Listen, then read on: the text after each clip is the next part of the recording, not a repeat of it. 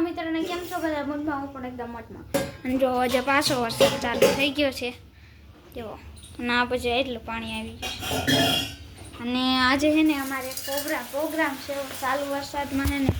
જો આ છે ડુંગળી આ છે ટમેટા આ છે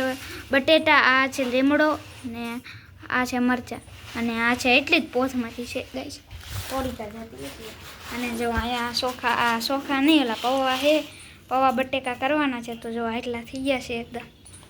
તો ફાઇનલી ગાઈસ છે ને આપણે પૌવા બટેકા બનાવવાના છે હું જ બનાવવાનો છું પોતે તો હાલો આને હવે છે ને ધોઈ નાખવી આપણે એકવાર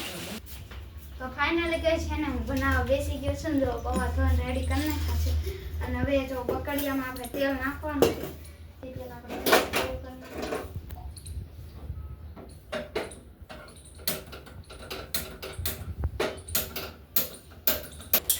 ગેસ ચાલુ થઈ ગયો છે બકડી સાઈડમાં રાખી દેવી અને તેલ આવવા દેવી ત્યાં સુધી બધા ડબલા ખોલવા રસોઈ થઈ જશે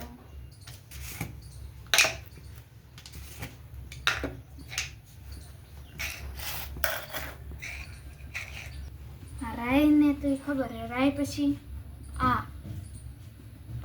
આ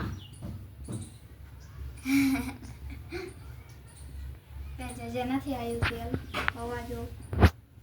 પાણી થોડુંક આપણે રાખી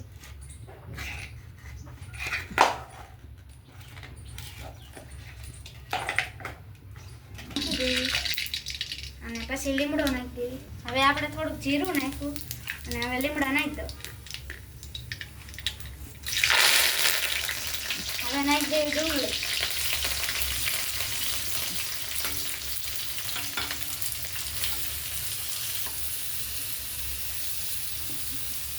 થોડુંક હલાઈ નાખી આને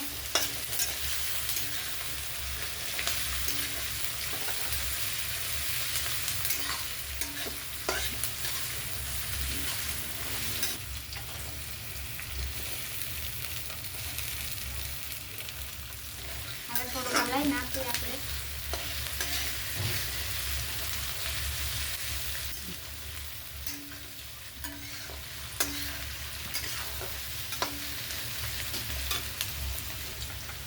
તો હવે આપણે હળદર નાખી દેવી સ્વાદ પૂરતી પછી થોડુંક મીઠું નાખી દેવી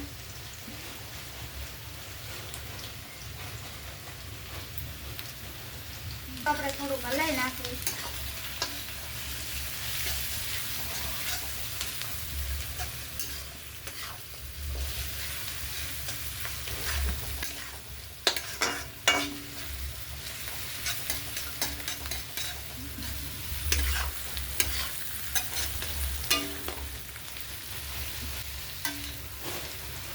તો હવે એને આપણે માંડવીના દાણા લીધા હતા ને એ નાખી દેવી ચાલો નાખાઈ ગયા છે બધા ટમેટા મિક્સ કરી નાખી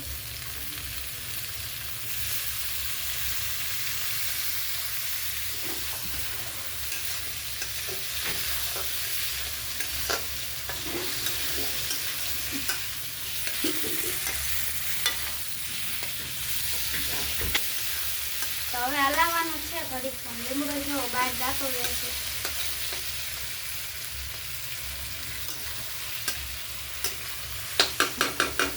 આપણે એને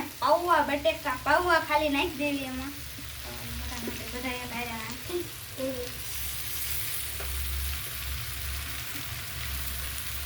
સોટી ગયા હોય પાણી છે નહીં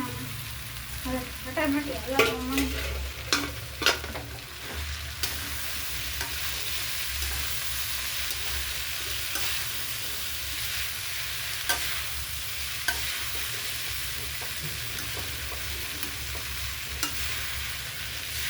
તો હવે એને ગાજે આપણે થોડુંક મરચું નાખી દેવી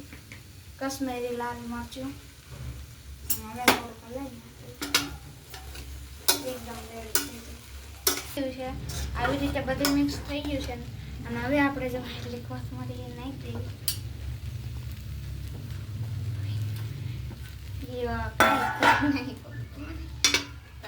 હલાઈ નાખી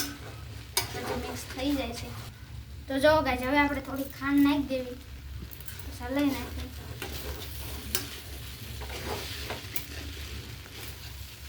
આપણા પૌવા રેડી થઈ ગયા છે. હવે જો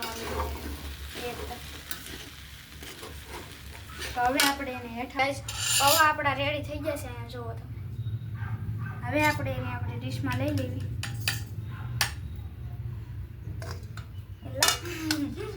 પકડી ઉઠી. હવે એને થોડાક પોરા કરી નાખવા. ગાઈસ હવે આપણે ચમચી ભરી લેવી અને હવે ખાઈ લેવી.